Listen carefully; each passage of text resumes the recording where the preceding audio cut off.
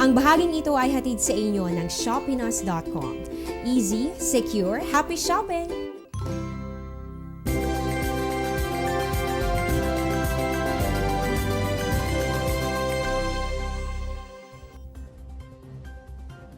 Good morning Pilipinas and welcome back po sa Panahon TV. Kaalamang pang-astronomiya muna tayo. Ang ating pong moonrise yan po ay pagsapit ng 3:53 ng umaga habang ang moonset naman natin eksaktong 5 o'clock po yan ng hapon. At alam nyo bang new moon yung ating kasalukuyang lunar phase? Sa ganitong phase, ang buwan ay napapagitnaan ng mundo at araw. Kaya naman mistulang walang nakikitang buwan dito sa ating daigdig. Ang nakaharap kasing bahagi sa atin ay yung parte ng buwan na hindi naiilawan ng araw. At alamin naman natin yung epekto nito sa ating mga tides. Courtesy po of NAMIA, napag-alaman natin na kapag sumapit na yung 8:09 ng umaga, posibleng tumaas yung level ng tubig. Dito yan sa bahagi nitong Manila Bay, posibleng umabot sa 1.34 meters. Ang low tide naman natin, mangyayari po yan 4:44 ng hapon. At dahil nga may mga pag-ulan tayong nararanasan, check natin yung mga update sa mga pangunahing dams dito sa atin sa Luzon. So kabilang po dito sa mga ating binabantayan, itong bahagi ng Magat, Pantabangan at itong Angat Dam. Sa pinakahuling datos nga na mula dito sa Pag-asa, nabatid na sa kabila nitong mga pag-ulan, nagkaroon pa rin naman ng pagbaba sa level ng mga tubig. Unahin po natin yung update dito sa Angat Dam sa Bulacan, kung saan bahagyang malaki. Yan po ay umabot sa 0.48 meters yung ibinaba ng level ng tubig.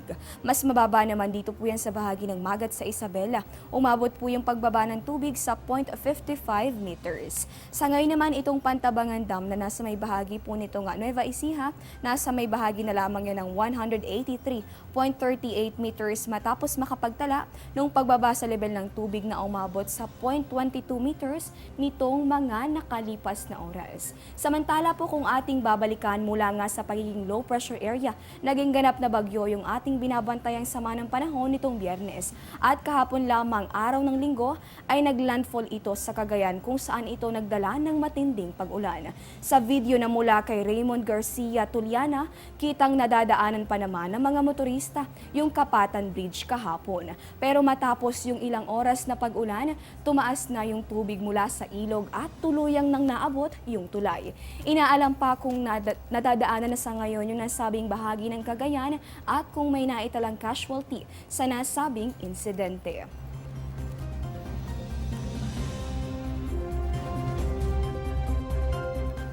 At sa Cagayan pa rin, ilang lugar naman yung isinailalim na sa banta ng pagbaha. Batay nga po sa abiso ng mga kinauukulan, naglabas ng flood alert dito po yan sa bahagi nitong Tuguegarao City, Enrile, Solana, pati na rin sa may bahagi nitong Igig, Amulong at Alcala. Kapalehong alerto din yung itinaas dito po yan sa may Gataran, Lalio, Lasam, Bagao hanggang dito sa may bahagi nitong Camalanugan hanggang sa may probinsya po ng Apario. At bunsod pa rin ng masungit na lagay ng panahon, ilang suspendido na rin yung klases sa ilang lugar dito sa ating bansa. Kabilang po sa mga ito, partikular pong suspendido dyan, yung klases sa lahat ng antas sa may probinsya ng Cagayan. Mankaya yan po ay matatagpuan sa Benguet at hanggang sa may Abra. Suspendido rin dito naman sa bahagi nitong preschool hanggang high school yung klase ngayong araw ng Lunes sa may bahagi nitong Isabela hanggang sa may Dagupan. At samantala, bukod naman sa pagbaha, naapektuhan din ng bagyo yung sitwasyon ng mga himpapawid. Dahilan naman para kansilahin yung biyahe ng ilang eroplano. Batay po sa abiso nitong Manila International Airport, sinuspinde kahapon yung biyaheng Manila-Tuguegarao at pabalik ng Maynila, partikular pong flight number niyan, itong 5J506 at 507. Suspendido rin yung biyaheng Manila-Lawag at pabalik ng Manila, partikular po namang flight number niyan, itong 2P2196 hanggang 97. 2P2014 hanggang 2015 naman yung kinansela rin kahapon. Yan po ay bumiyahe sana. Dito po yan sa bahagi nitong Manila-Tuguegarao at pabalik dito sa Maynila. Dosay-dosay ng mga biyahero din yung na-stranded sa mga pantalan dahil naman sa masungit na lagay ng karagatan.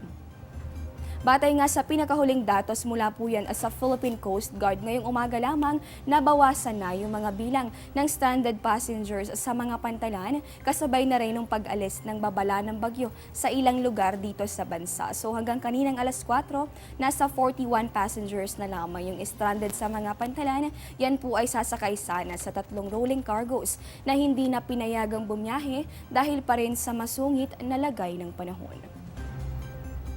Diyan lamang po kayo, magbabalik pa kami matapos ang isang paalala.